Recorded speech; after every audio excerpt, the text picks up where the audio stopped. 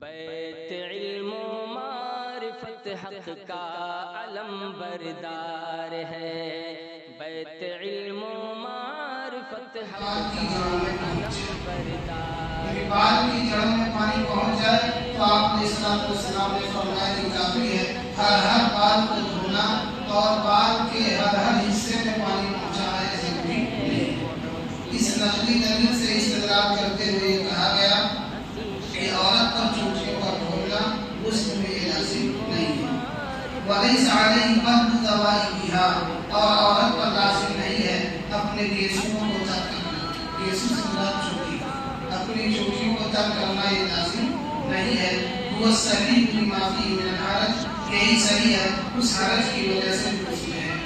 چوٹی کھولنے کو لازم قرار دینے میں حرج ہے، اس لیے کہ چوٹی باندھنے میں بہت دقت ہوتی ہے، بہت محنت لگتی ہے، آدھا گھنٹہ 15 منٹ لگ جاتا ہے چوٹی باندھنے میں۔